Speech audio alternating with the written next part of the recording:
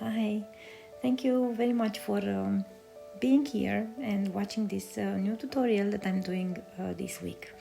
I'm gonna work with on this really pretty piece of furniture. It's a quite regular piece that can be very easily found in the western part of Europe, France, Luxembourg, Belgium. So it's not all real wood, but partially it is.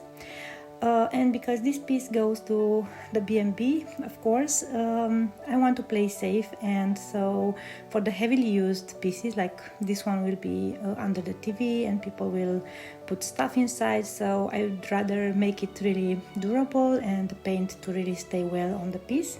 So I'm doing this one coat of the Zinsser primer, and now I'm covering the piece with the paint. I think I waited around 2 hours for the primer to get dried, and now I'm applying Aubusson blue from Annie Sloan Romania. It's a really beautiful blue. This is how it looks after one coat, and also on the body, still drying. And I want to take you now through a speed forward part where you can see how thick I put the paint on the piece. I really want to have a good solid coverage, so I take a good amount of paint and I distribute it as much as possible equally, but I leave the texture. I don't flatter the paint, I just leave it like that. So here I am, I let the piece dry. I don't put the drawers inside completely, and I take a little bit of paint and I come all over the areas where I missed the paint, and I create some more texture where I want, here and there. It's quite complex, looks quite complex, but it's actually quite simple, and I really love how this color looks, and look on the paper that I chose. It's one of the newest decoupage papers done by Redesign with Prima in the cooperation with Annie Sloan, and it has, as you can see from the packaging, it has these wrinkles, which I'm flattering now using this iron on 0 on the silk. I use also a little bit of the steam from the iron, but literally what I'm doing, I just take my time and I come with low heat all over the wrinkles, and I insist, but not too much. I let it dry a little bit, and then I come back all over that surface again and again until I don't have anything, like any wrinkles, anything. You will see.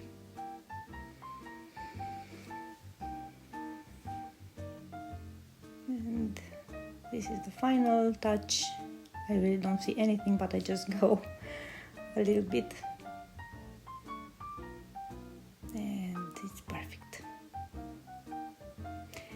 And now it's a little bit of playing with the size. I'm sizing, actually. I get the size. I don't like to measure, especially for these old world looking pieces. I like to be precise, but I don't want to become a surgeon.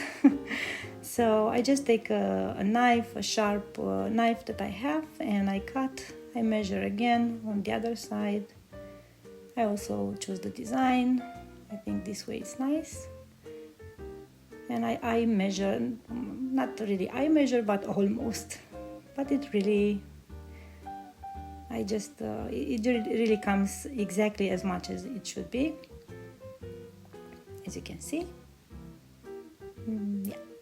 And I don't put glue underneath because this is the decoupage gel that I'm using from Redesign with Prima as well. I'm using this technique only when I'm doing decoupage with fiber, because this one is really like a fabric, and so the liquid goes through the fabric, through the fiber. So then I know for sure that if I do this this way it will really get the glue where it should get, so it's safe.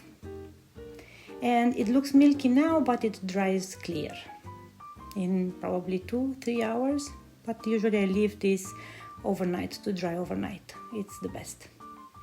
And this is the next day, and I'm going with this transfer. It's also part of the new release done by Redesign with Prima and Annie Sloan. It's called Swedish Posy, and it's really a very delicate transfer. I like it very much.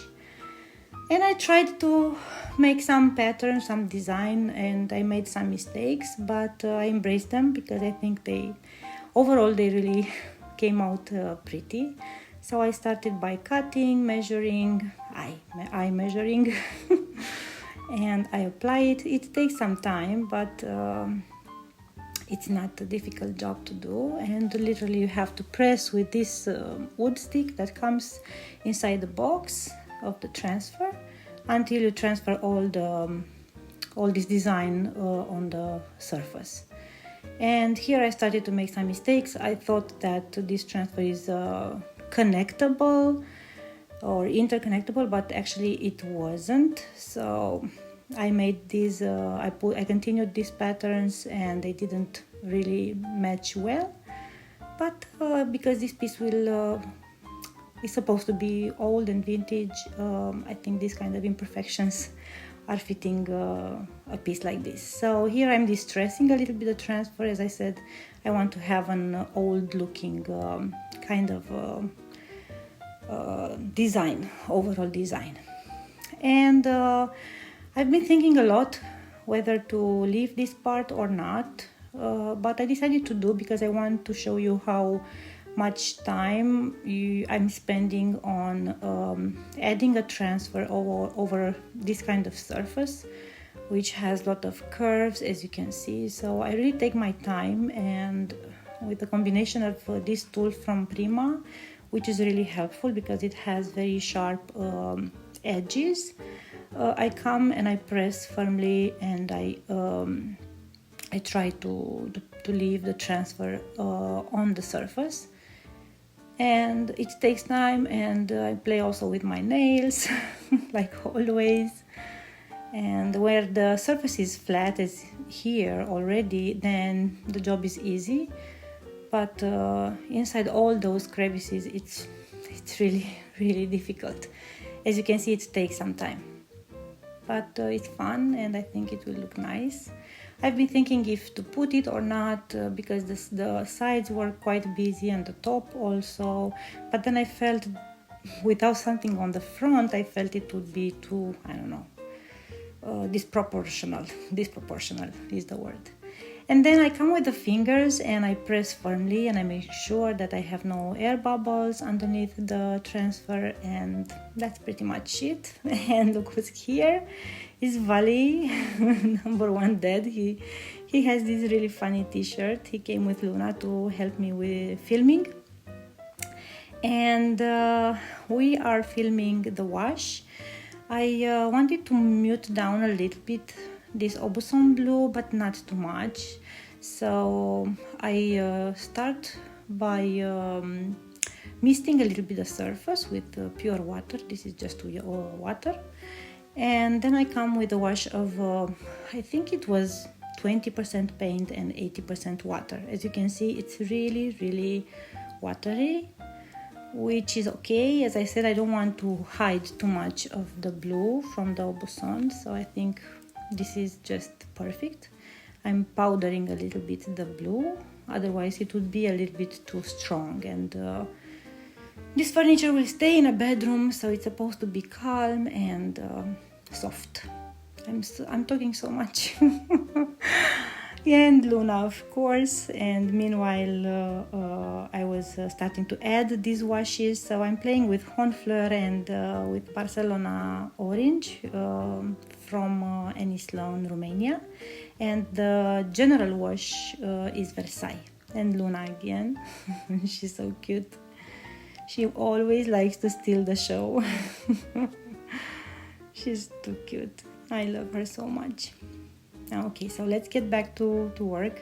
And after that, I'm using this natural sea sponge, and I start to press on the furniture and to stop the dripping and to removing some of the paint. Some of the paint I like to move from one part to another part of the furniture maybe, and to distribute it. Some I don't. I clean from time to time this small sponge. I have some clear water next to me, and literally this is what I'm doing, and it really depends on how much of this orange I want. As you can see, it imitates the rust, so I wanted to create a rusty look. And now I'm coming with this tool, and I'm scratching a little bit the paint because it's wet and it really comes out super easy. And I do this all over the places where I think in time this piece would get signs of being used. I want it to look like it's been used for many years ago, and it's been just,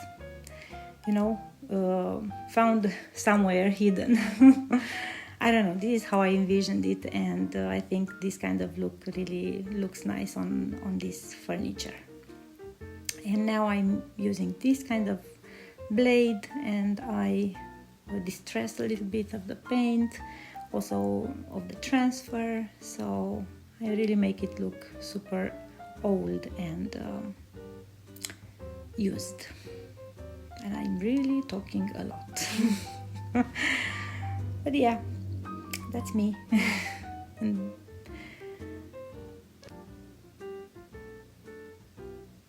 I think it really looks nice. And now I take out a little bit the drawer, and I like to clean also the margin. I don't want to have the dripping inside. It will really look ugly, and I like to take care of these small areas while the paint is still wet. And then let it dry. I continue with the next one. I think I should add a little bit of more rust.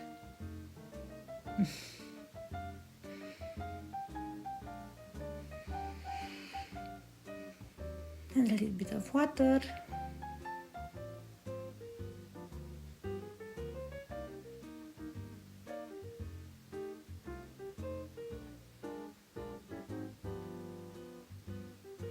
I love the way it looks.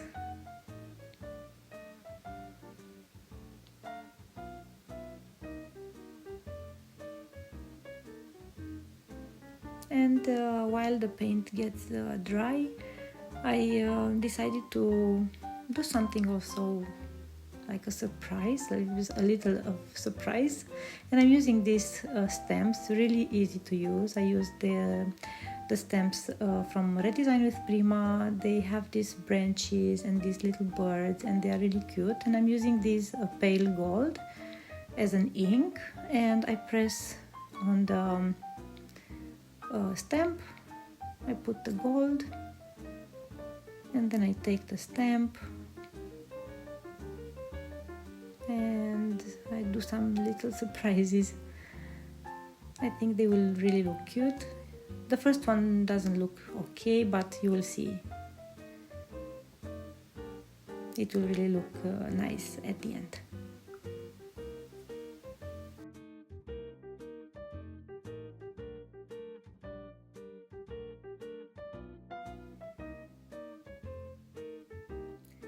We start building, and I will add some more, and it will really look nice at the end. So I let you enjoy watching this fun step.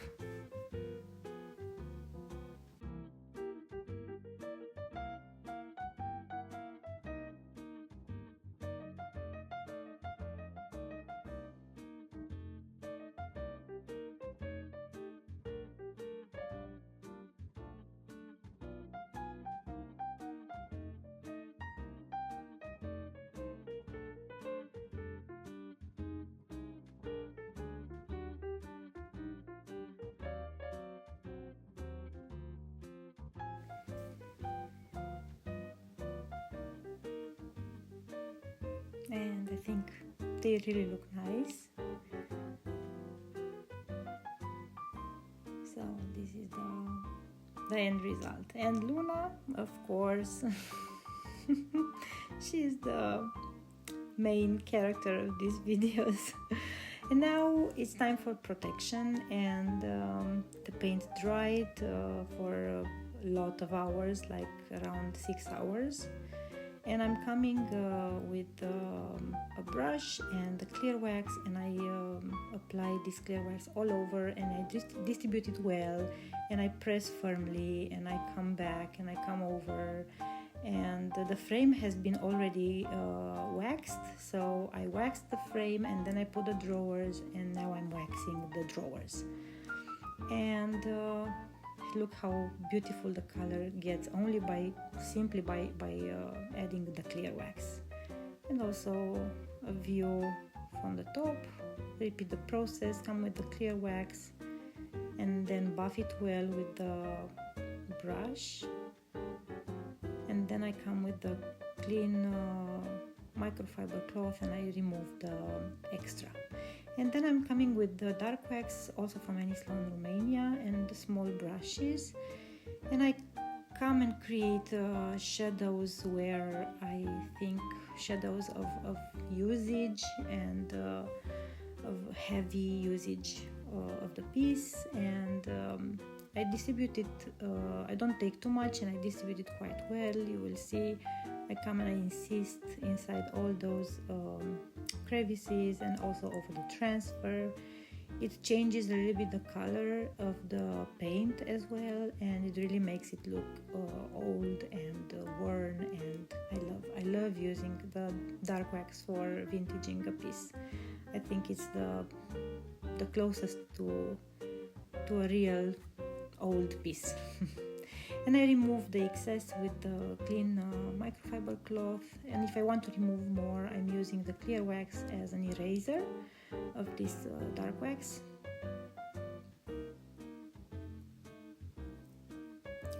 And then also with a small brush I'm coming and I add this black wax, not black, it's dark, it's dark brown, all over inside all those crevices, details, molds, and at the handles as well. I'm creating the dripping, which I love so much. I thought I would like the way Barcelona looks on the handles and I would not put gold, but at the end I didn't, so I will see later on that I will cover the orange from the handles. It remains on the furniture, on the wood, so I think it's really nice and balanced. I remove the dark wax from the brush because I want to have a seamless transition between this dark wax and the places where I don't add dark wax. So I clean this brush from time to time. And I remove the dark wax, also using the microfiber cloth. Depends how I feel and how I think it should, how much it should be there or not.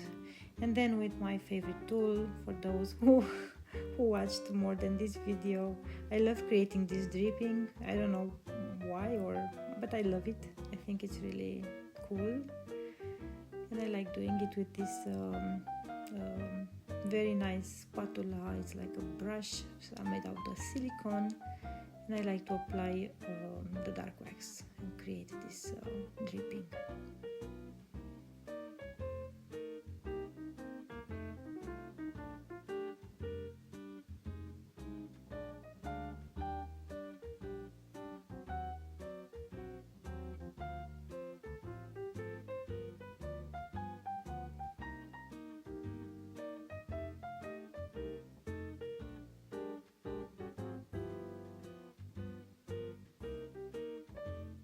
And now the gold. Sorry, it looks like it's been in a battle, but it's been really used. And as you can see, I'm covering now with gold gilding wax from Redesign with Prima, the Eternal Gold. I'm using it on the hardware, and I'll add a little bit also on the molds, and I let you just enjoy the process, because here how much, and if you want to do this step, it's really up to you. I love gold, so of course I use gold, and I let you enjoy watching me, and I'll come back.